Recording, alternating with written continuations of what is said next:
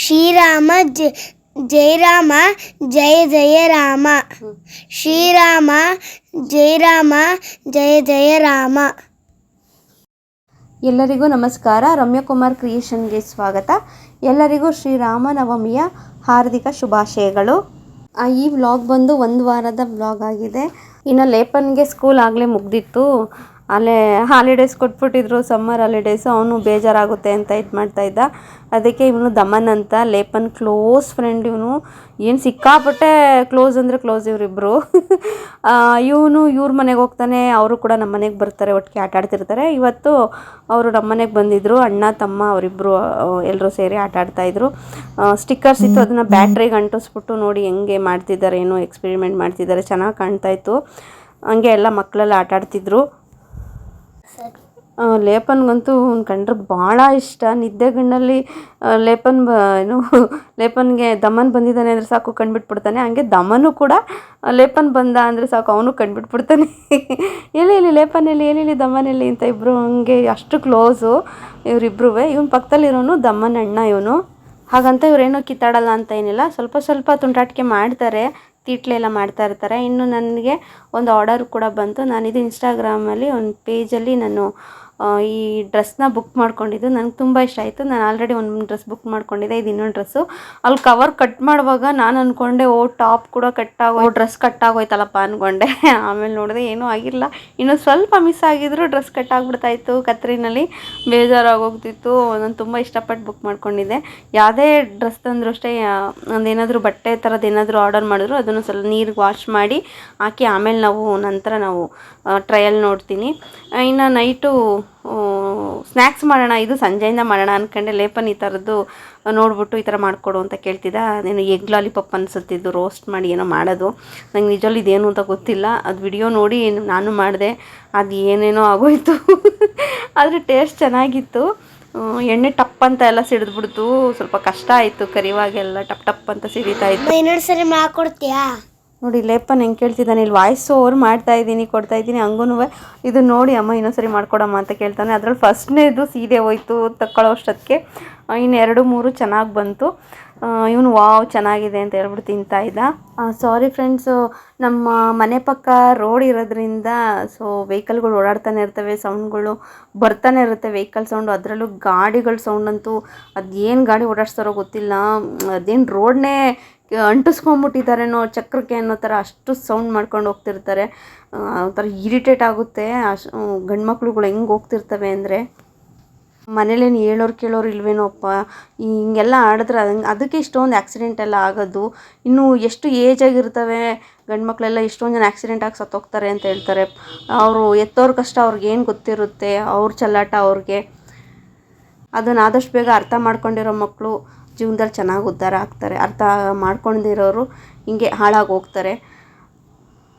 ಇನ್ನು night ಲೇಪನ್ ಇಲ್ಲೊಂದೇನೋ experiment ಮಾಡ್ತಿದ್ದಾನೆ. ಇದರಲ್ಲೆಲ್ಲ ತೋರಿಸ್ತಿರ್ತಾರೆ ಫೇಸ್ಬುಕ್ಕಲ್ಲೆಲ್ಲ ಕ್ರಾಫ್ಟ್ ವಿಡಿಯೋ ಬರುತ್ತಲ್ಲ. ಸೊ ಅದನ್ನು ಅವನು ಈ ಕಡೆ ಪೆನ್ನು ಮತ್ತು ಈ ಕಡೆ ಪೆನ್ ಇಟ್ಬಿಟ್ಟು ಅದೇನೋ ಟ್ರೇಸ್ ಥರ ಮಾಡ್ತಾವನೆ, ಬರುತ್ತಾ ಥರ ಅಂತ ವಿಡಿಯೋ ನೋಡಿದ್ನೇನೋ. ಅದು ನೋಡಿ ಸ್ವಲ್ಪ ಚೆನ್ನಾಗಿ ಬಂತು. ನನಗೆ ಖುಷಿ ಆಗೋಯ್ತು. ಅವನು ಮೆಮೊರಿಗೆ ಮತ್ತು ಅವನು ಮಾಡೋಣ ಅಂತ ಅವನು ಹುಮ್ಮಸ್ಸಿಟ್ಟು ಮಾಡ್ತಾನಲ್ಲ, ಅದಕ್ಕೆಲ್ಲ ನಂಗೆ ತುಂಬ ಖುಷಿ ಆಗ್ತಿತ್ತು. ಅದಕ್ಕೆ ವಿಡಿಯೋ ಮಾಡ್ಕೊತಾ ಇದ್ದೆ. ಚೆನ್ನಾಗಿ ಮಾಡ್ತಿದ್ಯಾ, ಮಾಡು ಚಿನ್ನಿ, ಬರೀ ಚಿನ್ನಿ ಅಂತ ಹೇಳ್ಬಿಟ್ಟು.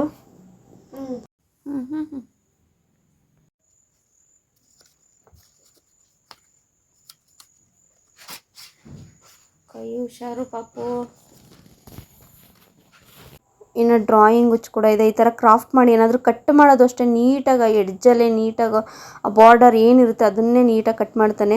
ಅವ್ರ ಅಪ್ಪ ಕಟ್ ಮಾಡೋದೆಲ್ಲ ನೋಡಿದ್ದಾನೆ. ಅವ್ರು ಡ್ರಾಯಿಂಗ್ ಮಾಡಿದಾಗೆಲ್ಲ, ಅದು ಬರ್ಡೇಗೆ ಅಂತ ಡ್ರಾಯಿಂಗ್ ಮಾಡ್ತಾರಲ್ಲ ಮತ್ತು ಡೆಕೋರೇಷನ್ ಮಾಡಿದಾಗೆಲ್ಲ ನೋಡಿ ಚೆನ್ನಾಗಿ ಕಲ್ತ್ಕೊಂಡು ಅವನು ಅದೇ ಥರ ಮಾಡ್ತಾನೆ. ಅದ್ರ ಕೈಯೆಲ್ಲ ಕಟ್ ಮಾಡ್ಕೊಳ್ಳೋದು, ಗಾಯ ಮಾಡ್ಕೊಳ್ಳೋದೆಲ್ಲ ಮಾಡಿಲ್ಲ ಪಾಪ ಯಾವತ್ತೂ. ಸ್ವಲ್ಪ ಆದಷ್ಟು ಹುಷಾರಾಗೆ ಮಾಡುತ್ತೆ ಮಗು. ಇನ್ನು ಮಾರನೇ ದಿನ ತಿಂಡಿಗೆ ನಾನಿಷ್ಟು ಬ್ರೇಕ್ಫಾಸ್ಟ್ ಮಾಡಿದ್ದೆ. ಏಕೆಂದರೆ ಸ್ವಲ್ಪ ವೆಯ್ಟ್ ಲಾಸ್ ಆಗಬೇಕು ಅನ್ನೋ ಉದ್ದೇಶಕ್ಕೆ ಇದೆಲ್ಲ ಮಾಡ್ತಿದ್ದೀನಿ. ಬಟ್ ಅದು ಆ 2 ಪಲ್ಯ ತಿಂದಿದ್ದೆ ಹೊಟ್ಟೆ ತುಂಬೋಯ್ತು. ಸೊ ನಾನಲ್ಲಿ ಅವಲಕ್ಕಿ ಒಗ್ಗರಣೆ ಮಾಡಿದ್ದೆ, ಅದೇನಷ್ಟು ತಿನ್ನೋಕ್ಕಾಗಲಿಲ್ಲ. ನಾನದು ಎತ್ತಿಟ್ಬಿಟ್ಟೆ.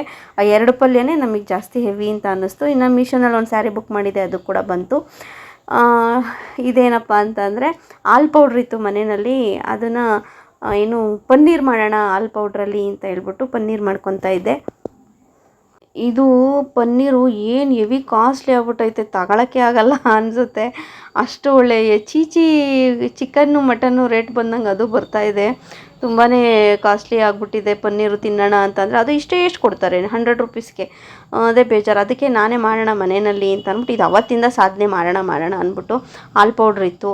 ಸೊ ಹಂಗಾಗಿ ನಾನು ಹಾಲು ಪೌಡ್ರ್ನಲ್ಲಿ ಪನ್ನೀರ್ ಮಾಡ್ಕೊತಾ ಇದ್ದೆ. ತುಂಬ ಚೆನ್ನಾಗಿ ಬರುತ್ತೆ ಪನ್ನೀರ್.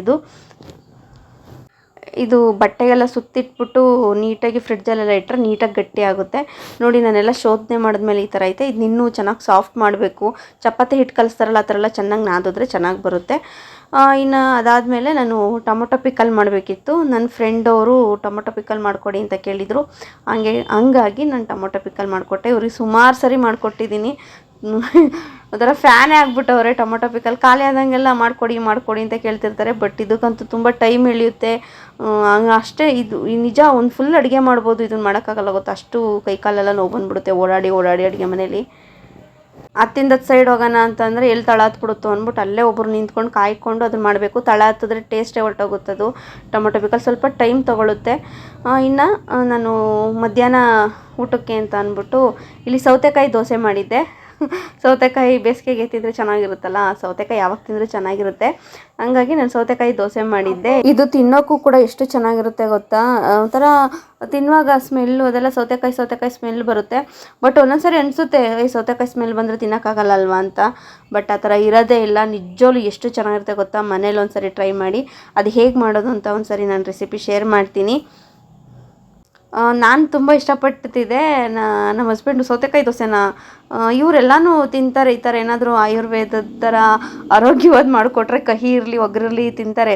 ಬಟ್ ಇದನ್ನು ಸೌತೆಕಾಯಿ ದೋಸೆನ ಹೆಂಗಿರುತ್ತೋ ಅಂತಂದರೆ ಒಂದಿನ ಬೇಡ ಬಿಡು ನಾನು ಒಬ್ಬಳೇ ಇದ್ದಾಗ ಮಾಡ್ಕೊಳ್ಳೋಣ ಅಂದ್ಬಿಟ್ಟು ನಾನು ಒಬ್ಬಳೇ ಇದ್ದಾಗ ಮಾಡ್ಕೊಂಡಿದ್ದೆ. ಅವ್ರು ಸ್ಕೂಲ್ಗೆ ಹೋದಾಗ ಸರಿ ಮಧ್ಯಾಹ್ನ ಟ್ರೈ ಮಾಡಿದ್ದೆ, ಚೆನ್ನಾಗಿ ಬಂದಿತ್ತು. ಆಮೇಲೆ ಅವ್ರಿಗೆ ಹೇಳಿದೆ ಚೆನ್ನಾಗಿರುತ್ತೆ ಅಂತ. ಆಮೇಲೆ ಸರಿ ಆಯಿತು ಮಾಡು ಅಂತ ಹೇಳಿದ್ರು.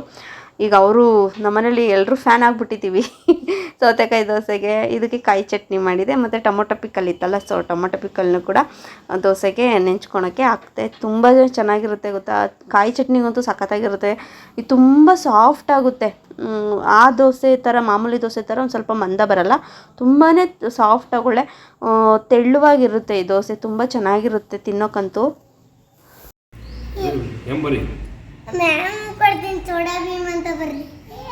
ಎಂಬರಿ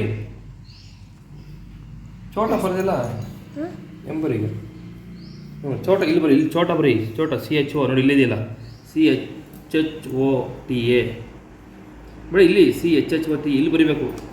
ಸಣ್ಣಕ್ಕೆ ಬರೀ, ಇಲ್ಲಿಂದ ಬರೀ, ಇಲ್ಲಿ ಸಣ್ಣ ಬರೀ, ಅದು ಸಣ್ಣ ಬರೀ ನೋಡಿ, ಇವ್ರು ಸಣ್ಣ ಬರಲ್ಲ ಹಂಗೆ ಬರೀ. ನೀನು ಇಲ್ಲಿಂದ ಬರೀಪ್ಪ, ಇಲ್ಲಿಂದ ಬರೀ. ಸಿ ಸಣ್ಣಕ್ಕೆ ಬರೀ, ಸಿ ಇನ್ನು ಅಲ್ಲಿಂದ ಬರೆಯಪ್ಪ, ಇಲ್ಲಿಂದ ಬರೆಯಮ್ಮ.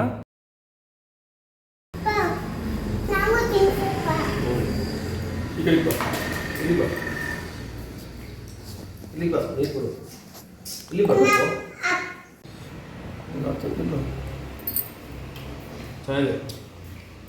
ನೋಡು ಚೆನ್ನಾಗಿದೆ ಅಂತ ಲೆಪ್ಪಿ. ನೋಡಿದ್ರಲ್ಲ ರಿಸಲ್ಟ್ ಏನು ಬಂತು ಅಂತ. ಲಾಸ್ಟಿಗೆ ರಿಯಾಕ್ಷನ್ ಚೆನ್ನಾಗಿದೆ ಅಂತ ಹೇಳಿದ್ರು. ನಮಗೂ ಅಷ್ಟೇ ತುಂಬಾ ಇಷ್ಟ ಆಗುತ್ತೆ ಈ ದೋಸೆ. ಆಮೇಲೆ ಒಂದಷ್ಟು ಪಾಟ್ಗಳು ಮನೆಗೆ ಬಂದಾಗಿಂದ ಆ ಮನೆಯಲ್ಲಿ ಪಾಟ್ಗಳು ಇಟ್ಟಿದ್ವು. ಆ ಪಾಟ್ಗಳನ್ನ ಮತ್ತೆ ರಿಯೂಸ್ ಮಾಡಬೇಕಲ್ವ, ಗಲೀಜಾಗ್ಬಿಟ್ಟಿತ್ತು. ಸೊ ಅವನ್ನೆಲ್ಲ ಒಂದು ಸ್ವಲ್ಪ ಆಲ್ಟ್ರೇಷನ್ ಮಾಡೋಣ ಅಂತ ಹೇಳ್ಬಿಟ್ಟು ಮಾಡ್ತಾಯಿದ್ರು. ಇದು ಕ್ಯಾನ್ ಕಟ್ಟಾಗ್ಬಿಟ್ಟಿತ್ತು. ಸೊ ಅದಕ್ಕಿನ್ನ ಏನೋ ದಾರ ಎಲ್ಲ ಸುತ್ತಿ ಪೇಂಟೆಲ್ಲ ಮಾಡಿ ಅದಕ್ಕೆ ಗಿಡ ಹಾಕೋಣ ಅಂದ್ಬಿಟ್ಟು ರೆಡಿ ಮಾಡ್ಕೊತಾ ಇದ್ರು. ಹಾಗೆ ಪಾಟ್ಗಳೆಲ್ಲ ಹಳೆ ಪಾಟ್ ಥರ ಕಾಣ್ತಿದ್ವು. ಅವನ್ನ ತೊಳೆದ್ರೂ ಅದೇನು ಅಷ್ಟು ಚೆನ್ನಾಗಿ ಆಗಲ್ಲ ಅಂತ ಗೊತ್ತಾಯಿತು. ಸೊ ಹಂಗಾಗಿ ಬಣ್ಣ ಇತ್ತು. ಈ ಬಣ್ಣನ ಇನ್ನೇನು ಮಾಡೋದು, ವೇಸ್ಟ್ ಮಾಡೋದು ಅಂದ್ಬಿಟ್ಟು ಹಂಗೆ ಇಟ್ಟಿದ್ವಿ. ಆಮೇಲೆ ಯೂಸ್ ಆಯಿತು ನೋಡಿ, ಈ ಥರ ಪಾಟ್ಗಳಿಗೆಲ್ಲ ಬಣ್ಣ ಹೊಡೆದು ಜೋಡಿಸಿದ್ರೆ ಎಷ್ಟು ಚೆನ್ನಾಗಿ ಕಾಣುತ್ತೆ ಗೊತ್ತಾ. ಈ ಪೇಂಟ್ ಉಳಿದಿದ್ದೆ 2 ಕಲರು, ಒಂದು ಆರೆಂಜ್ ಇನ್ನೊಂದು ರಾಮ ಗ್ರೀನ್. ಸೊ 2 ಕಲರಲ್ಲೇ ಕಾಂಬಿನೇಷನ್ ಮಾಡಿ ಅದನ್ನೇ ಅಡ್ಜಸ್ಟ್ ಮಾಡಿ ಎಲ್ಲ ಪಾಟ್ಗಳಿಗೂ ಕಲರ್ ಮಾಡಿದ್ವಿ. ಇನ್ನು ಮಣ್ಣು ಕೂಡ ತಂದಿದ್ರು. ಒಳ್ಳೆ ಮಣ್ಣು ಹಾಕಿದ್ರೇ ಚೆನ್ನಾಗಿ ಗಿಡ ಬೆಳೆಯೋದು ಅಂತ. ನನ್ನ ಹಸ್ಬೆಂಡ್ಗೆ ತುಂಬ ಇಷ್ಟ ಗಿಡಗಳೆಲ್ಲ ಬೆಳೆಸ್ಬೇಕು ಅಂತ. ಅಂದರೆ ನನಗೂ ಕೂಡ ಇಷ್ಟ. ಬಟ್ ಅವನ್ನೆಲ್ಲ ಆರೈಕೆ ಅಷ್ಟು ನಂಗೆ ಮಾಡೋಕ್ಕೆ ಬರೋಲ್ಲ. ಏನೇನು ಹಾಕಬೇಕು ಏನು ಬಿಡಬೇಕು ಅಂತ ಅಷ್ಟು ಗೊತ್ತಿಲ್ಲ. ಇವರು ಸ್ವಲ್ಪ ಚೆನ್ನಾಗಿ ಇಂಟ್ರೆಸ್ಟಿಂದ ಚೆನ್ನಾಗಿ ಗಿಡ ಎಲ್ಲ ಹಾಕ್ತಾರೆ. ಇದಕ್ಕೆ ಅಂತಲೇ ಒಂದಿನ ಎತ್ತಿಟ್ಬಿಟ್ವಿ ನಾವು. ಒಂದಿನ ಫುಲ್ ಇದೇ ಕೆಲಸನೇ ಹಿಡ್ದೋಯ್ತು. ಅದ್ರಲ್ಲಿ ಮಧ್ಯ ಲೇಪನ್ ನಾನು ಬೇರೆ ಹಚ್ಚುತ್ತೀನಿ, ಅಪ್ಪ ನೀನೇ ಹಚ್ಚುತ್ತಿದ್ಯಾ ನನಗೂ ಕೊಡಪ್ಪ ಅಂತ ತುಂಬ ಗಲಾಟೆ ಮಾಡ್ತಿದ್ದೆ. ದಿನ ಅವಾಗವಾಗ ಪೇಂಟಿಂಗ್ ಮಾಡ್ತಿದ್ದಿದ್ದು, ಬುಕ್ಸ್ ಮೇಲೆ ಪೇಂಟಿಂಗ್ ಮಾಡ್ತಿದ್ರೆ ಇವ್ನಿಗೆ ಒಂಥರ ಡಿಫ್ರೆಂಟ್ ಅನಿಸ್ಬಿಡ್ತು. ಇದು ಪೇಂಟಿಂಗ್ ಅಲ್ವಾ, ನಾನು ಮಾಡ್ತೀನಿ, ಇದೇ ಥರ ನಾನು ಮಾಡ್ತೀನಿ ಅಂತ ಕೂತ್ಕೊಂಡ. ಸರಿ ಆಯಿತು ಅಂದ್ಬಿಟ್ಟು ಅವನಿಗೂ ಕೊಟ್ಟು ಅವನಿಗೊಂದು ಸ್ವಲ್ಪ ಹೊತ್ತು ಪೇಂಟ್ ಮಾಡೋಕ್ಕೆಲ್ಲ ಬಿಟ್ಟು, ಇನ್ನು ನೈಟ್ ಊಟಕ್ಕೆ ನಾನಿಲ್ಲಿ ಇನ್ನು ಸೋಯಾ ಚಂಕ್ ಪಲಾವ್ ಮಾಡ್ಕೊಂಡಿದ್ದೆ. ಬಿರಿಯಾನಿ ಥರ ಟೇಸ್ಟ್ ಬರುತ್ತೆ, ಇದು ಚೆನ್ನಾಗಿರುತ್ತೆ, ಸಖತ್ತಾಗಿರುತ್ತೆ. ಈ ಸೋಯಾ ಚಂಕ್ ತಿಂತಾಯಿದ್ರೆ ಒಂಥರ ಚೀಚಿ ತಿಂತಾಯಿದ್ದೀವೇನೋ, ಚಿಕನ್ನು ಪೀಸ್ ಆ ಥರ ತಿಂತಾಯಿದ್ದೀವೇನೋ ಅನಿಸ್ತಿರುತ್ತೆ, ಆ ಥರ ಟೇಸ್ಟ್ ಕೊಡುತ್ತೆ. ಇನ್ನು ಮಾರನೇ ದಿನ ಈ ಥರ ಸ್ಮೈಲೀಸ್ ಎಲ್ಲ ಬರೆದಿರೋದು ಆ ಮನೆಯಲ್ಲಿ ನೀವು ಹೋಮ್ ಟೂರ್ ಮಾಡಿದ್ದೀನಲ್ಲ, ಅದರಲ್ಲಿ ನಿಮಗೆ ಗೊತ್ತಾಗುತ್ತೆ ನಾವು ಏನೇನೆಲ್ಲ ಮನೆಯಲ್ಲಿ ಗೋಡೆಗೆ ಫೋಟೋಸ್ ನೇತಾಕಿರೋದ್ರಿಂದ ಹಿಡಿದು ಅಂಟಿಸಿದ್ವಲ್ಲ ಈ ಥರ ಸ್ಮೈಲೀಸ್ನೆಲ್ಲ ಮಾಡಿ, ಈ ಥರದ್ದೆಲ್ಲ ಏನೇನಿತ್ತು ಅಂಟಿಸೋದಿಂದ ಹಿಡಿದು ಮೊಳೆ ಹೊಡೆದು ನೇತಾಕೋವರೆಗೂ ಏನೇನಿತ್ತು ಅಂತ ಎಲ್ಲ ನೋಡಿರೋರಿಗೆ ಗೊತ್ತಾಗುತ್ತೆ.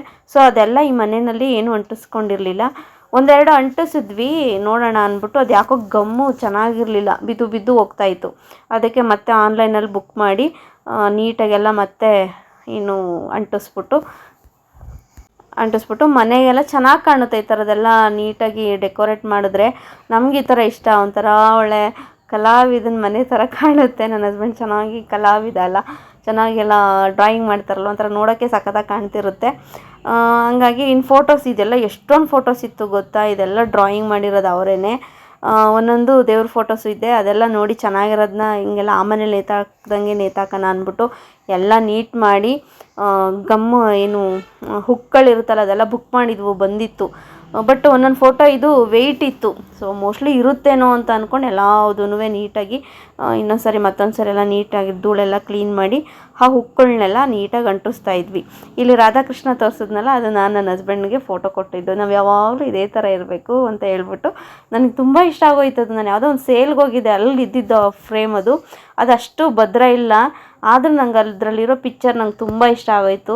ಸಿಕ್ಕಾಪಟ್ಟೆ ಇಷ್ಟ ಆಗೋಯ್ತು. ಅದಕ್ಕೆ ನಾನು ಗಿಫ್ಟ್ ತೊಗೊಂಬಂದು ಕೊಟ್ಟೆ. ನಮ್ಮ ಮನೇಲಿ ನೇತಾಕೊಳ್ಳೋಕೆ ಜಾಗ ಇಲ್ಲ ಆದ್ರೂ ಕೊಟ್ಟೆ. ಇದೇನಾಗೋಯ್ತು ಗೊತ್ತಾ, ಇವೆಲ್ಲ ನೇತಾಕಿದ್ವಾ ನೀಟಾಗಿ, ಅದು ಮಾರನೇ ದಿನ ಒಂದು ಕಿತ್ಕೊಂಡು ಕೆಳಗಡೆ ಬಿದ್ದೋಯ್ತು. ಗಾಜೆಲ್ಲ ಪುಡಿ ಆಗೋಯ್ತು.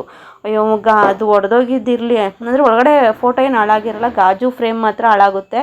ಏನೇ ಬಿದ್ದರೂ ಗಾಜಲ್ವಾ, ಮನೆ ತುಂಬ ಎರಚಾಡಿದ್ರೆ ಮಗು ಓಡಾಡುತ್ತೆ, ನಾವು ಓಡಾಡ್ತೀವಿ, ಕಾಲಿಗೆಲ್ಲ ಎಲ್ಲಿ ಚುಚ್ಕೊಂಡ್ಬಿಡುತ್ತೆ. ಅದು ನೆಲ ಬೇರೆ ವೈಟೇ ಇರೋದ್ರಿಂದ ಸ್ವಲ್ಪ ಎತ್ಕೊಳ್ಳೋಕ್ಕೆಲ್ಲ ಕಷ್ಟ ಆಯಿತು. ನೋಡಿಕೊಂಡು ಎಲ್ಲ ನೀಟಾಗೆಲ್ಲ ಕ್ಲೀನ್ ಮಾಡ್ಕೊಂಡು ಅಷ್ಟು ಸಾಕಾಗೋಯ್ತು.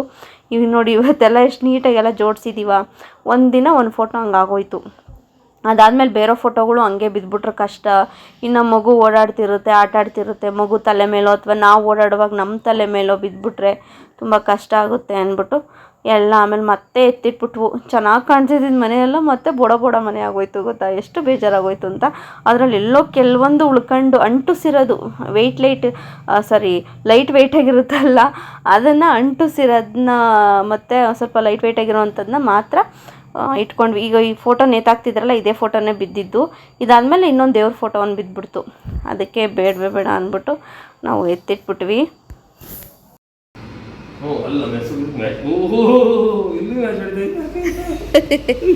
ಅವರು ರಮ್ಯಕುಮಾರ್ ಕ್ರಿಯೇಷನ್ ಅಂತ ಇತ್ತಲ್ಲ, ಅದ್ರ ಕೆಳಗಡೆನೆ ನಮ್ಮ ಫೋಟೋ ಹಾಕಿದ್ರಲ್ಲ, ರಮ್ಯಕುಮಾರ್ ಫೋಟೋ ಕೆಳಗಡೆ ರಮ್ಯಕುಮಾರ್ ಫೋಟೋನೇ ಹೆಸ್ರು ಕೆಳಗಡೆ ಫೋಟೋ ಹಾಕ್ತಾಯಿದ್ದೀವಿ ಅಂತ ಹೇಳ್ತಿದ್ರು. ಇನ್ನು ಇದೆಲ್ಲ ಕ್ರಾಫ್ಟ್ ಅವರೇ ಮಾಡಿದರು. ಟೈನ್ ದಾರ ಎಲ್ಲ ಸುತ್ತಿ ಬಲೂನಲ್ಲೆಲ್ಲ ಸುತ್ತಿ ಆ ಮನೇಲಿದ್ದಾಗಲೇ ಮಾಡಿದ್ದಿದ್ದೆಲ್ಲ. ಸೊ ಇದೆಲ್ಲ ವೇಸ್ಟ್ ಆಗುತ್ತಲ್ಲ, ಮಾಡೋಣ ಅಂತ ಹೇಳ್ಬಿಟ್ಟು ಮಾಡಿದ್ದು. ಆ ಮನೆಯಲ್ಲಿ ಈ ಥರ ಮಾಡಿದಾಗೆಲ್ಲ ಗುಬ್ಬಚ್ಚಿಗಳು ಬಂದು ಕೂತ್ಕೊತಿದ್ದೋ, ಎಷ್ಟು ಖುಷಿ ಆಗೋದು ಗೊತ್ತಾ. ಸ್ವಲ್ಪ ಗಲೀಜೆಲ್ಲ ಮಾಡವು, ನಾವೇನು ಅಡ್ಜಸ್ಟ್ ಮಾಡ್ಕೊಂಡೆಲ್ಲ ಕ್ಲೀನ್ ಮಾಡ್ಕೊತಿದ್ದೆ. ಇನ್ನು ಸ್ನ್ಯಾಕ್ಸ್ಗೆ ಅಂದ್ಬಿಟ್ಟು ಈ ಪಾಪ್ಕಾರ್ನ್ ಮಾಡೋಣ ಅಂದ್ಬಿಟ್ಟು ಮಾಡ್ತಾಯಿದ್ದೆ. ಮಗು ಸ್ಕೂಲಿಂದ ಬಂತು, ಏನಾದರೂ ಮಾಡಿಕೊಡು ಅಂತ ಕೇಳ್ತು. ಹಾಗಾಗಿ ನಾನು ಪಾಪ್ಕಾರ್ನ್ ಮಾಡ್ತಿದ್ದೆ. ಅವ್ನು ಬರೋದ್ರಲ್ಲಿ ಅದೆಲ್ಲ ರೆಡಿ ಮಾಡಬೇಕು. ಗಮ್ಮು ಮತ್ತು ಪ್ಲಾಸ್ಟರ್ ತೋರಿಸ್ಬಿಟ್ವಿ ಅಂದರೆ ಬಿಡಲ್ಲ ಗೊತ್ತಾ ಲೇಪನ್ನು. ನನಗೂ ಕೊಡು ಅಂತ ಸುಮ್ಮನೆ ಕಿತ್ತು ಗೋಡೆಗೆ ಅಂಟಿಸ್ತಿರ್ತಾನೆ. ಡ್ರಾಯಿಂಗ್ ಮಾಡಿಬಿಟ್ಟು ಆ ಪೇಪರ್ನ ಜೊತೆಗೆ ಸೇರಿಸಿ ಗೋಡೆಗೆ ಅಂಟಿಸ್ತಿರ್ತಾನೆ. ಈ ಥರ ಎಲ್ಲ ಮಾಡ್ತಾನೆ. ಅದಕ್ಕೆ ಅವ್ನು ಬರೋದ್ರೊಳಗೆ ಬೇಗ ಅದೆಲ್ಲ ರೆಡಿ ಮಾಡ್ಕೊಂಬಿಡೋಣ ಅಂದ್ಬಿಟ್ಟು ಮಾಡ್ಕೊಂಡ್ವಿ. ಅದರಲ್ಲೂ ಒಂದು ಫೋಟೋ ಹೊಡೆದೋಯ್ತು ಅಂತ ಹೇಳಿದ್ನಲ್ಲ, ಸೊ ಅದಾದಮೇಲೆ ನಾವು ತೆಗ್ದಿಟ್ಬಿಟ್ವಿ. ಸುಮ್ಮನೆ ಯಾಕೆ ರಿಸ್ಕ್ ತೊಗೊಳ್ಳೋದು ಅಂತ ಹೇಳ್ಬಿಟ್ಟು. ಇನ್ನು ನೆಕ್ಸ್ಟ್ ಡೇ ಶ್ರೀರಾಮನವಮಿ ಇದ್ದಿದ್ದರಿಂದ ಸೊ ಪೂಜೆ ಎಲ್ಲ ಆಯಿತು. ಎಲ್ಲ ರೆಡಿ ಮಾಡಿಕೊಂಡು ಬೆಳಗ್ಗೆನೇ ಬೇಗ ಇದೆಲ್ಲ ರೆಡಿ ಮಾಡಿಕೊಂಡು ದೇವ್ರಿಗೆಲ್ಲ ನೈವೇದ್ಯ ಮಾಡಿ ಇದು ಶಂಖಪುಷ್ಪ ಹೂವು ನೋಡಿ ನನಗೇನೆ ಸಡನ್ನಾಗಿ ನೆನಪಿಗೆ ಬರಲಿಲ್ಲ. ನನ್ನ ಮಗು ಹೇಳ್ತಾವನೆ ಶಂಖಪುಷ್ಪವು ಅಂತ. ಒಂದೊಂದ್ಸರಿ ಹಂಗೆ ಅಲ್ವಾ, ಎಷ್ಟೊಂದು ವಿಷಯಗಳು ಅಥವಾ ಏನಾದರೂ ಹೆಸ್ರುಗಳು ನೆನಪಲ್ಲೇ ಇರುತ್ತೆ, ಅದು ನೆನಪಿಸ್ಕೊಳಕ್ಕೆ ಆಗ್ತಿರಲ್ಲ, ಬಾಯಿ ಹತ್ರನೇ ಇರುತ್ತೆ, ಪದಗಳು ಹೇಳೋಕ್ಕೆ ಬರ್ತಾ ಇರಲ್ಲ, ಆ ಥರ ಎಲ್ಲ ಆಗೋಗ್ಬಿಡುತ್ತೆ. ಇನ್ನು ಪೂಜೆ ಎಲ್ಲ ಆಯಿತು, ದೇವ್ರಿಗೆ ನೈವೇದ್ಯ ಎಲ್ಲ ಮಾಡಿದೆ, ದೇವಸ್ಥಾನಕ್ಕೆ ಹೋಗಬೇಕಾಗಿತ್ತು. ಸೊ ಹಂಗಾಗಿ ಎಲ್ಲ ಬೇಗ ಎಲ್ಲ ಪೂಜೆ ಎಲ್ಲ ಮಾಡಿ ನಾನು ಶ್ರೀರಾಮ ದೇವ್ರದ್ದು ಏನು ಮಂತ್ರ ಬರೀತೀನಿ. ಅದೇ ರಾಮಕೋಟಿ ಬರೀತಾರೆ ಅಂತಾರಲ್ಲ, ಸೊ ಆ ಥರದ್ದು ಶ್ರೀರಾಮ ದೇವ್ರದ್ದು ಅದು ಬುಕ್ಸ್. ಅದು ನಾವು ಮಂತ್ರಾಲಯ ಅಲ್ಲ, ಇದರಲ್ಲಿ ಬೆಂಗಳೂರಲ್ಲಿ ಒಂದು ಮಂತ್ರಾಲಯ ಥರ ದೇವಸ್ಥಾನ ಇದೆಯಲ್ಲ, ರಾಘವೇಂದ್ರ ಸ್ವಾಮಿಗಳ ದೇವಸ್ಥಾನ. ಸೊ ಅಲ್ಲೋದಾಗ ತಂದಿದ್ದು ಇದು. ನಾನು ಯಾವಾಗನ ಫ್ರೀ ಇದ್ದಾಗ ಈ ಥರ ಬರೀತೀನಿ ಪೂಜೆ ಎಲ್ಲ ಆದಮೇಲೆ. ಜಾಸ್ತಿ ಬರೆಯೋಕ್ಕಾಗಿಲ್ಲ, ಒಂದಿಷ್ಟೇ ಬರೆಯೋಕ್ಕಾಗಿರೋದು. ಅದಕ್ಕೆ ಇವತ್ತು ಶ್ರೀರಾಮನವಮಿ ಅಲ್ವಾ, ಇವತ್ತು ಒಂದು ಪೇಜ್ ಬರೆಯೋಣ ಅಂತ ಹೇಳ್ಬಿಟ್ಟು ಕೂತ್ಕೊಂಡೆ ಬರೆಯೋಕ್ಕೆ ಅಂತ. ಲೇಪನು ಕೂಡ ಬಂದ, ಏನಮ್ಮ ಹಿಂಗೆ ಬರೀತಿದ್ಯಾ ಅಂತ ಹೇಳ್ಬಿಟ್ಟು. ಆಮೇಲೆ ಅವನು ಕೂಡ ಇಂಟ್ರೆಸ್ಟ್ ಕೊಟ್ಟು, ತುಂಬ ಇಂಟ್ರೆಸ್ಟ್ ಕೊಟ್ಬಿಟ್ಟ ನಾನು ಬರೆಯೋದು ನೋಡಿ. ಆಮೇಲೆ ಪೆನ್ ಹುಡ್ಕಾಡ್ತಿದ್ದೆ, ಅವನೇ ಕೂಡ ಪೆನ್ ತಂದು ಕೊಡ್ತು ನನ್ನ ಮಗು. ಆಮೇಲೆ ನನ್ನ ಮಮ್ಮ ಏನೋ ಬರೀತೈತೆ ಅಂದ್ಬಿಟ್ಟು ಬಂದು ಕೂತ್ಕೊಂಡು ನೋಡ್ತಾಯಿತ್ತು. ಅಮ್ಮ ಎಷ್ಟು ಚೆನ್ನಾಗಿ ಬರೀತಿದೆ, ನಾನು ಬರಿತೀನಿ ಕಣಮ್ಮ ಅಂತ ಹೇಳ್ಬಿಟ್ಟು. ನೋಡಿ ಮುಂದೆ ವಿಡಿಯೋ ನೋಡಿ ಎಷ್ಟು ಆಶ್ಚರ್ಯ ಆಗುತ್ತೆ ಗೊತ್ತಾ. ಅವ್ನಿಗಿನ್ನೂ ಪದಗಳು ಕೂಡಿಸಿ ಬರೆಯೋವಂಥ ಅವ್ನಿಗಿನ್ನೂ ಅವೇನು ಹೇಳ್ಕೊಟ್ಟೇ ಇಲ್ಲ. ಸುಮ್ಮನೆ ಈಗ ಅರಸ ಡಮರುಗ ಈ ಥರ ಬರೀತಾನೆ, ಬಟ್ ಅವೆಲ್ಲ ನೋಡ್ಕೊಂಡೆ ಇನ್ನೂ ಅಷ್ಟು ಪಾಪ ಬರೆಯೋಕ್ಕೆ ಬರಲ್ಲ. ಇನ್ನೂ ಬರೀತಾನೆ, ಬಟ್ ಒಂದೊಂದು ಮಧ್ಯೆ ಚಿತ್ತ ಆಗುತ್ತೆ. ಅಂಥದ್ರಲ್ಲೂ ನಾನು ಏನು ಬರಿತೀನಿ ಅದನ್ನು ನೋಡ್ಕೊಂಡು ನೀಟಾಗಿ ಬರ್ದ. ನನಗೆ ಎಷ್ಟು ಖುಷಿ ಆಯಿತು ಗೊತ್ತಾ, ಮುಂದೆ ಬರೆದಿದ್ದಾನೆ ನೋಡಿ. ಅದು ಈ ಬುಕ್ಕಲ್ಲಿ ನಾವು ರಾಮ ದೇವ್ರದ್ದು ಯಾವ ಥರದ್ದು ಬೇಕಾದರೂ ಬರಿಬೋದು. ನಾನು ಈ ಥರ ಬರೆದೆ, ಶ್ರೀರಾಮ ಜಯರಾಮ ಜಯ ಜಯ ರಾಮ ಅಂತ. ನನ್ನ ಹಸ್ಬೆಂಡ್ ಈ ಥರ ಬರೀದು ಚೆನ್ನಾಗಿರುತ್ತೆ ಅಂತ ಹೇಳಿದ್ರು. ಸೊ ಹಂಗಾಗಿ ಇದನ್ನು ಬರೀತಾ ಇದ್ದೆ ನೋಡಿ. ನಮ್ಮ ಪಾಪ ಕೂತ್ಕೊಂಡು ನೋಡ್ತಾವನೆ. ಶ್ರೀರಾಮ ಶ್ರೀರಾಮ ಜಯ ರಾಮ ಜಯ ರಾಮ ಜಯ ಜಯ ರಾಮ. ಜಯ ಜಯ ರಾಮ. ಮತ್ತೆ ಶ್ರೀರಾಮ ಶ್ರೀರಾಮ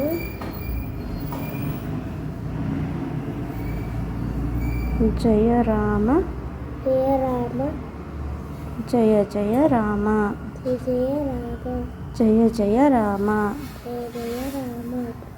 ನೋಡಿ ಬುಕ್ಕು ಪೆನ್ ಇಟ್ಕೊಂಡು ಅವನು ಬಂದ್ಬಿಟ್ಟು. ಅವ್ನು 4 ಓಲ್ಡ್ ಬುಕ್ ಇತ್ತು, ವೇಸ್ಟು. ಅವನೇನೋ ಬರೀಲಿಕ್ಕೆ ಅಂತ ಕೊಟ್ಟಿದ್ವಿ, ಅವ್ನಿಗೇನಾದರೂ ಬರೀಬೇಕು ಗೀಚಾಡಬೇಕು ಅಂದರೆ ಅದೊಂದು ಬುಕ್ ಕೊಟ್ಟಿದ್ವಿ. ಸೊ ಆ ಬುಕ್ಕೇ ತೊಗೊಂಬಂದ್ಬಿಡ್ತು ಮಗು, ಬರೀತೀನಿ ಅಂತ ಹೇಳ್ಬಿಟ್ಟು ನೋಡ್ಕೊಂಡು ಹಂಗೆ ನಿಧಾನಕ್ಕೆ ಬರೀತಾಯಿತ್ತು. ಎಷ್ಟು ಚೆನ್ನಾಗಿ ಬರೆದಿದ್ದ ಗೊತ್ತಾ. ಅವ್ನಿಗೇನೋ ಅರ್ಥ ಆಯ್ತೋ ಬಿಡ್ತೋ ಗೊತ್ತಿಲ್ಲ, ಆದರೂ ಪಾಪ ಎಷ್ಟು ನೀಟಾಗಿ ಬರೀತು ಅಂತ. ಎಷ್ಟು ಚೆನ್ನಾಗಿ ಒಂದೊಂದೇ ಅಕ್ಷರ ನೋಡ್ಕೊಂಡು ಬರೀತಾಯಿತ್ತು. ಆಮೇಲೆ ಅಮ್ಮ ಕೆಳಗಡೆ ಇಡಮ್ಮ, ನನಗೂ ಕಾಣಿಸುತ್ತೆ, ನಾನು ಬರೀತೀನಿ ಅಂತ ಹೇಳ್ಬಿಟ್ಟು ಬರೀತಾಯಿತ್ತು. ಮಕ್ಕಳು ಯಾವತ್ತೇ ಆಗಲಿ ನಾವು ಮಾಡೋದನ್ನು ನೋಡೇ ಅನುಕರಿಸಿ ಅವು ಕೂಡ ಅದೇ ಥರನೇ ಮಾಡ್ತವೆ. ಒಂದು ಒಳ್ಳೆಯದೇ ಆಗಿರಲಿ ಕೆಟ್ಟದ್ದೇ ಆಗಿರಲಿ, ಹಾಗಾಗಿ ನಾವು ಒಳ್ಳೇದು ಹೇಳ್ಕೊಟ್ರೆ ಅದ್ರ ಮನಸ್ಸಲ್ಲಿ ಒಳ್ಳೆಯದೇ ಬಿತ್ತನೆ ಬೀಜ ಬೀಳುತ್ತೆ. ಇಲ್ಲ ಅಂದರೆ ಅದು ಕೆಟ್ಟಕ್ಕೆ ಪರಿಣಾಮ ಆಗುತ್ತೆ. ನಾವಕ್ಕೆ ಏನಾದರೂ ಬೇರೆದು ಬ್ಯಾಡ್ ಸುದ್ದಿ, ಬ್ಯಾಡ್ ಥರ ಮಾತಾಡೋದು, ಬ್ಯಾಡ್ ಕೆಲಸ ಮಾಡೋದಾದರೆ ಮಕ್ಕಳು ಮನಸ್ಸಲ್ಲಿ ಅದೇ ಪರಿಣಾಮ ಬೀರುತ್ತೆ. ಮಕ್ಕಳು ಅವೇ ಕಲಿಯಂಗೆ ಆಗೋಗ್ಬಿಡುತ್ತೆ. ಸೊ ಹಂಗಾಗಿ ನಾವು ಒಳ್ಳೇದು ಮಾಡಿದ್ರೆ, ಒಳ್ಳೆಯದು ಯೋಚನೆ ಮಾಡಿದ್ರೆ ಅವು ಕೂಡ ಒಳ್ಳೆತನವಾಗೇ ಇರ್ತವೆ, ಒಳ್ಳೆ ದಾರಿಲಿ ನಡೆಯುತ್ತೆ. ನಾನು 1 ಪೇಜ್ ಮಾತ್ರ ಬರೆಯೋಣ ಅಂತ ಕೂತ್ಕೊಂಡಿದ್ದು, ಬಟ್ ಅವ್ನು ಬಂದು ಕೂತ್ಕೊಂಡಿದ್ದಕ್ಕೆ ನಾನು 1 ಪೇಜ್ ಬರೆದ್ಮೇಲೆ ನಾನು ಪೂಜೆ ಎಲ್ಲ ಮುಗಿದ್ಮೇಲೆ ಮಾಮೂಲಿ ತಿಂಡಿ ತಿನ್ನೋಣ, ಆಮೇಲೆ ದೇವಸ್ಥಾನಕ್ಕೆ ಹೋಗೋಣ, ಹಸ್ವಾಗ್ತಿದೆ ಅಂತ ಕೂತ್ಕೊಂಡೆ. ಆದರೆ ನನ್ನ ಮಗು ನನ್ನ ಜೊತೆ ಕೂತ್ಕೊಂಡು ಬರೀತಿದ್ದು ನೋಡಿ ನಾನು ಇನ್ನೂ 1 ಪೇಜ್ ಮತ್ತೆ ಕಂಟಿನ್ಯೂ ಮಾಡಿದೆ. ಖುಷಿ ಆಗುತ್ತೆ ಹಿಂಗೆಲ್ಲ ಮಾಡಿದ್ರೆ, ಎಷ್ಟು ಖುಷಿ ಆಗುತ್ತಲ್ವಾ. ಇನ್ನೂ LKG ಮಗು ಇಷ್ಟೆಲ್ಲ ಬರೆಯುತ್ತೆ ಅಂದರೆ ಎಷ್ಟು ಖುಷಿ ಆಗುತ್ತೆ. ಯಾವ ತಿಂಡಿನೂ ಬೇಡ ಏನೂ ಬೇಡ, ನನ್ನ ಮಗು ಚೆನ್ನಾಗಿ ಬರೀತಿದ್ದಾನೆ, ಅವ್ನು ಇಂಟ್ರೆಸ್ಟ್ ಕೊಟ್ಟು ಕೂತ್ಕೊಂಡಿದ್ದಾನೆ. ನಾವು ಹಂಗೆ ಇಂಟ್ರೆಸ್ಟ್ ಕೊಟ್ಟು ಹೇಳ್ಕೊಟ್ರೆ ಚೆನ್ನಾಗಿ ಅವನು ಬರೀತಾನೆ ಅಂತ ಹೇಳ್ಬಿಟ್ಟು ಅದನ್ನೇ ಮುಂದುವರಿಸ್ದೆ ನಾನು. ಆಮೇಲೆ ನನ್ನ ಹಸ್ಬೆಂಡ್ ಬಂದು ಅವರು ಇವ್ನು ಮಾಡ್ತಿದ್ದ ಕೆಲಸ ನೋಡಿ ಅವ್ರು ಖುಷಿಪಟ್ಟು ಒಂದು ಚೀಟಿಗೆ ಬರ್ಕೊಡ್ತೀನಿ, ಪಕ್ಕಕ್ಕೆ ಇಟ್ಕೊಡ್ತೀನಿ, ದಪ್ಪಗೆ ಬರ್ಕೊಡ್ತೀನಿ ಚಿನ್ನ, ನೀನು ಅದೇ ಥರ ಬರಿ ಅಂತ ಹೇಳ್ಕೊಟ್ರು. ಆಮೇಲೆ ಸರಿ ಆಯಿತು ಅಂದ್ಬಿಟ್ಟು ಅವನು ಅದೇ ಥರ ಬರೆದ. ಬಟ್ ಅವ್ನು ಯಾಕೋ ನಾನು ಬರೆಯೋದು ಈ ಬುಕ್ಸಲ್ಲಿ ನೋಡ್ಕೊಂಡು ಬರೆಯೋದೇ ಅವ್ನಿಗೆ ಯಾಕೋ ಸಮಾಧಾನ ಅನಿಸ್ತಿತ್ತು. ಅಪ್ಪ ನಾನು ನೀನು ಬರ್ಕೊಟ್ಟಿರೋದು ನಾನು ನೋಡೋಲ್ಲ, ನಾನು ಅಮ್ಮ ಬರೀತಿರೋದೇ ನೋಡ್ತೀನಿ, ಅಮ್ಮ ಹೆಂಗೆ ಬರೆಯುತ್ತೆ ನಾನು ಹಂಗೆ ಬರೀತೀನಿ ಅಂತ ಹೇಳ್ತಾ ಇದ್ದ. ಸರಿ ಆಯ್ತಪ್ಪ ಅಂದ್ಬಿಟ್ಟು ಕೂರಿಸಿದ್ವಿ. ಆಮೇಲೆ ಮತ್ತೆ ಅವ್ನಿಗೆ 1 ಪೇಜನ್ನ ನೀಟಾಗಿ ತಕ್ಕೊಟ್ಟು ಆ ಪೇಜನ್ನ ಮಡಿಕೊಳ್ಳೋಣ, ಅವ್ನು ಫಸ್ಟ್ ಟೈಮ್ ಬರಿತಾ ಇದ್ದಾನೆ ಅಂತ ಹೇಳ್ಬಿಟ್ಟು ನೀಟಾಗಿ ಬರೆಸ್ದೆ. ಬಟ್ ಕೈ ಹಿಡ್ಕೊಂಡಂತೂ ಬರೆಸ್ತಿಲ್ಲ. ಅವನಿಗೆ ಈ ಥರ ಈಗ ಶ್ರೀರಾಮ ಜಯರಾಮ ಅಂದರೆ ಜಯ ಅಂದರೆ ಅದು ಒಂದೇ ವರ್ಡ್, ಅದು ಜಾ ಬೇರೆ ಯಾ ಬೇರೆ ಬರೀತಿದ್ದ, ಹಂಗಾಗಿ ಅದು ಸ್ವಲ್ಪ ಅವನಿಗೆ ಈ ಹತ್ರಕ್ಕೆ ಬರಿಬೇಕು, ಇಷ್ಟು ಹತ್ರದಲ್ಲೇ ಇರಬೇಕು, ಅದು ಸ್ಪೇಸ್ ಜಾಸ್ತಿ ಕೊಡಬಾರ್ದು ಅಂತ ಅವ್ನಿಗೆ ಹೇಳ್ಕೊಡ್ತಿದ್ದೆ ಅಷ್ಟೇ ನಾನು. ಪೇಜ್ ರೆಡಿ ಆಯಿತು, ಚೆನ್ನಾಗಿ ಬರ್ದ. ಎಷ್ಟು ಖುಷಿ ಆಯಿತು ಗೊತ್ತಾ. ಇದಾದಮೇಲೆ ನಾನು ಆಂಜನೇಯನ ಬರಿತೀನಿ, ಗಣೇಶಂಗೆ ಬರಿತೀನಿ ಅಂತ ಹೇಳ್ತಾಯಿದ್ದೆ. ಆಯ್ತಪ್ಪು ಬರೀ ನೀನು ಅಂತ ಹೇಳ್ಕೊಟ್ವಿ.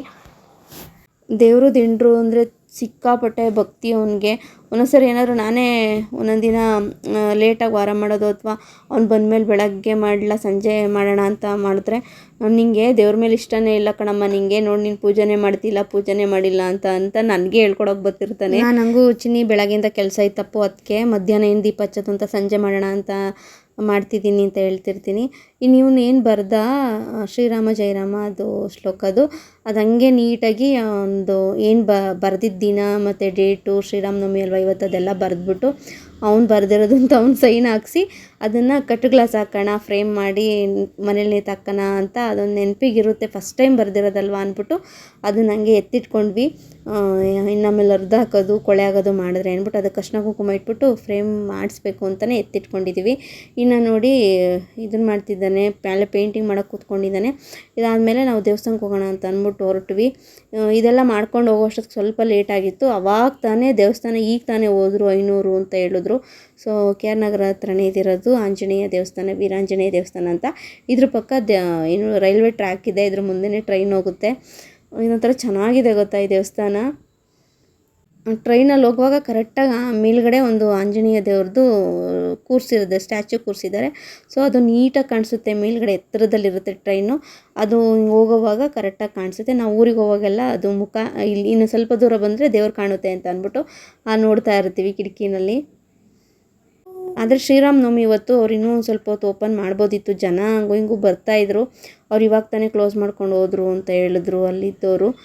ಸರಿ ಇನ್ನೇನು ಮಾಡೋಕ್ಕಾಗುತ್ತೆ ಬಿಡಿ ಅಂತ ಹೇಳ್ಬಿಟ್ಟು ನಾವು ಅಲ್ಲೇ ಕೈ ಮುಗಿದು ಪ್ರದಕ್ಷಿಣೆ ಹಾಕಿ ಸ್ವಲ್ಪ ವಿಡಿಯೋ ಎಲ್ಲ ಮಾಡಿಕೊಂಡು ಬಂದ್ವಿ. ಇನ್ನು ನನ್ನ ಹಸ್ಬೆಂಡು ಆಂಜನೇಯ ಸ್ವಾಮಿ ದೇವಸ್ಥಾನಕ್ಕೆ ಹೋದಾಗೆಲ್ಲನೂ ಅಷ್ಟೇ ಹನುಮಾನ್ ಚಾಲೀಸ್ ಓದ್ತಾರೆ. ಇಲ್ಲೂ ಕೂಡ ಒಂದು ವಾಲ್ ಮೇಲೆ ಬರೆದ್ಬಿಟ್ಟಿದ್ದಾರೆ ಹನುಮಾನ್ ಚಾಲೀಸ್ನ. ಸೊ ಅಲ್ಲೂ ಕೂಡ ಬರೆದಿಲ್ದವ್ರು ಅಲ್ಲೂ ಕೂಡ ನೋಡ್ಕೊಂಡು ಓದ್ಬೋದು. ಕೆಲವ್ರು ಬಾಯ್ಪಾಠ ಆಗಿರೋರು ಹಂಗೆ ಕೂಡ ಹೇಳ್ತಾರೆ. ನನ್ನ ಹಸ್ಬೆಂಡ್ಗೆ ಬಾಯ್ಪಾಠ ಆಗೋಗ್ಬಿಟ್ಟಿದೆ, ಅವರು ಹೇಳಿ ಅವ್ರಿಗೆ ಬರುತ್ತೆ. ಅವ್ರು ಕೂಡ ಹಂಗೆ ಹೇಳ್ಕೊಂಡು ಪ್ರದಕ್ಷಿಣೆ ಹಾಕ್ತಾಯಿದ್ರು. ನೋಡಿ ಇದು ಫುಲ್ಲು ಕವರ್ ಮಾಡಿದ್ದೆ ಇದು ಕ್ಯಾಮ್ರಾ. ಎಷ್ಟು ಚೆನ್ನಾಗಿದೆ ಗೊತ್ತಾ ದೇವಸ್ಥಾನ. ಇದು ಮೇಲ್ಗಡೆ ಕೂತ್ಕೊಂಡಿದೆಯಲ್ಲ ಆಂಜನೇಯ, ಇದೇ ಇದು ಏನು ರೈಲ್ವೆ ಇದು ಒಳಗೆ ಕೂತ್ಕೊಂಡ್ರೆ, ಟ್ರೈನ್ ಒಳಗೆ ಕೂತ್ಕೊಂಡ್ರೆ ನೀಟಾಗಿ ಕಾಣುತ್ತೆ, ಎಷ್ಟು ಚೆನ್ನಾಗಿ ಕಾಣುತ್ತೆ ಗೊತ್ತಾ. ಅದು ಮೇಲಿಂದ ಹಳಿಮೆಯಿಂದ ನೋಡಿದ್ರು ಅಷ್ಟೇ ಅಷ್ಟು ಸಮ ನೀಟಾಗಿ ಕಾಣ್ತಾ ಇರುತ್ತೆ. ಆಮೇಲೆ ಟ್ರೈನ್ ಕೂಡ ಬಂತು, ಅದನ್ನು ಕೂಡ ಒಂದು ಸ್ವಲ್ಪ ವಿಡಿಯೋ ಮಾಡ್ಕೊಂಡ್ವಿ. ನೋಡಿ ದೇವಸ್ಥಾನ ಒಳಗಡೆ ಹೀಗಿದೆ.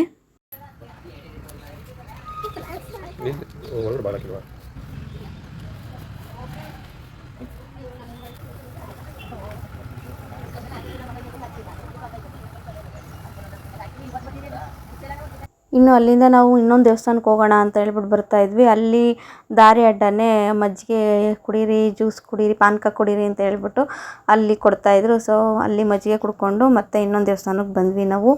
ಇಲ್ಲೂ ಕೂಡ ಆಲ್ರೆಡಿ ಬಾಗಿಲಾಕಿದ್ರು, ಇನ್ನೂ ಆಗ್ತಾನೆ ಹೋದ್ರು, ಒಂದು 5 ನಿಮಿಷನೂ ಆಗಿಲ್ಲ ಅನಿಸುತ್ತೆ. ಅವಾಗ ತಾನೇ ಹೋದ್ರು 500 ಅಂತ ಹೇಳಿದ್ರು. ಆವಾಗಲೂ ಕೂಡ ಬೇಜಾರಾಗೋಯ್ತು, ಅಯ್ಯೋ ಇದೇನಪ್ಪ ಇದು ಅಂತ ಹೇಳ್ಬಿಟ್ಟು ಹೋಗ್ಲಿ ಬಿಡು, ಅಟ್ಲೀಸ್ಟ್ ದೇವ್ರನ್ನ ನೋಡೋಂಗಾದ್ರೂ ಕಾಣಿಸಂಗಾದ್ರೂ ಬಾಗಿಲು ಬಿಟ್ಟಿದ್ದಾರಲ್ಲ, ಅದ್ರ ಡೋರ್ ಫುಲ್ ಕ್ಲೋಸ್ ಮಾಡಿಲ್ವಲ್ಲ ಅಂತ ಅದೊಂದು ಖುಷಿ ಆಯಿತು. ಇಲ್ಲೂ ಕೂಡ ಮಜ್ಜಿಗೆ ಕೊಟ್ಟರು, ಮಜ್ಜಿಗೆ ಕುಡ್ಕೊಂಡು ಇನ್ನು ಲೇಪನ್ನು ಪಾರ್ಕಿಗೆ ಅವತ್ತಿಂದ ಕೇಳ್ತಿದ್ದ, ಹೆಂಗಿದ್ರು ಟೈಮ್ ಇತ್ತಲ್ವ ಹೋಗ್ಲಿ ಬಿಡು ಪಾಪ ಅವತ್ತಿಂದ ಕೇಳ್ತಾನಲ್ಲ, ಒಂದು ಸ್ವಲ್ಪ ಹೊತ್ತು ಪಾರ್ಕಲ್ಲಿ ಆಟ ಆಡ್ಸ್ಕೊಂಡು ಹೋಗೋಣ ಅಂತ ಹೇಳ್ಬಿಟ್ಟು ನನ್ನ ಹಸ್ಬೆಂಡ್ ಪಾರ್ಕಲ್ಲಿ ಆಟ ಆಡಿಸ್ತಾಯಿದ್ರು. ಓಕೆ ಫ್ರೆಂಡ್ಸ್, ಇವತ್ತಿನ ಈ ವ್ಲಾಗ್ ನಿಮ್ಗೆ ಇಷ್ಟ ಆಗಿದ್ರೆ ಒಂದು ಲೈಕ್ ಮಾಡಿ, ಕಮೆಂಟ್ ಮಾಡಿ, ಶೇರ್ ಮಾಡಿ. ಹಾಗೆ ಯಾರ್ಯಾರೆಲ್ಲ ನನ್ನ ಚಾನಲ್ಗಿನ್ನೂ ಸಬ್ಸ್ಕ್ರೈಬ್ ಆಗಿಲ್ಲ ಪ್ಲೀಸ್ ಎಲ್ಲರೂ ಬೇಗ ಹೋಗಿ ಸಬ್ಸ್ಕ್ರೈಬ್ ಆಗಿ. Thank you for watching. Bye bye. Happy Shri Ramanavami. Shri Ramanavami. Sri Rama Navami.